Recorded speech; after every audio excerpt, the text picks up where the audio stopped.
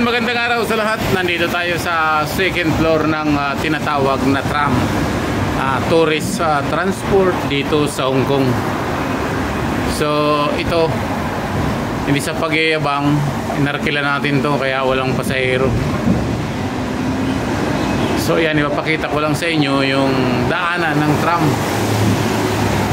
So ayan, inilapas ko yung ating camera para makita nyo yung release. Itong kabilang release ay ito yung salubong niya. So far ngayon wala pa tayong nasasalubong na tram. So ayan, mayroon na. So hindi natin pwede ilagay ang kamay kasi masasagi tayo. So ipapasok natin ang ating kamay mamaya pag siya ay palapit na dito sa ating kamay. So ayan, papasok na natin ang ating kamay.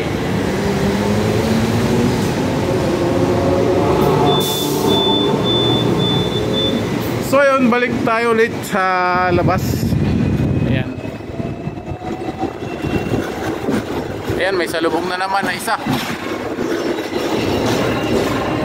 So ito, wala pa rin tayong kasama.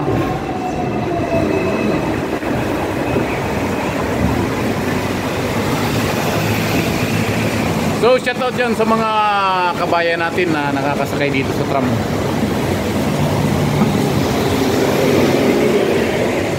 Ngayon ay maulan, maambon. So ayan yung bus, KMB.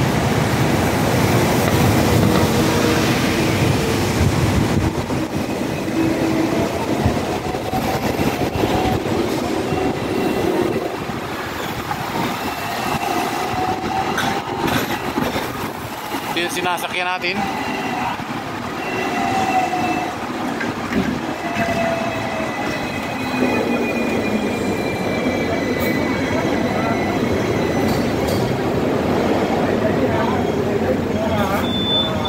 So ayan, ito yung loob. Ipapakita ko sa inyo yung bandang huli. So ito naman yung sa hulihan. Ayan, wala pang sumusunod sa atin.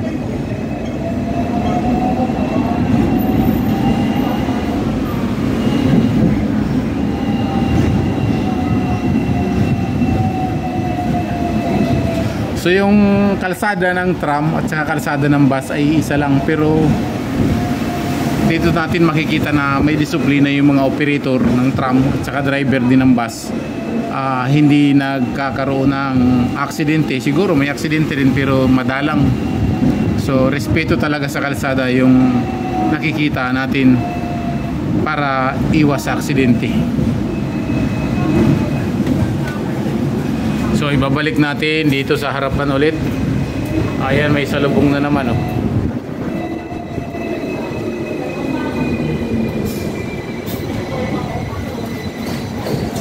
So ayan, model pa si Ronaldo.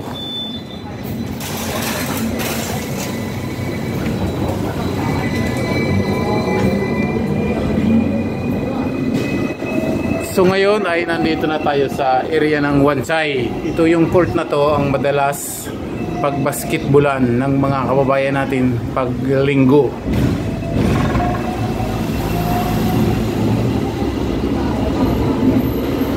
Ito yung Southhorn Stadium.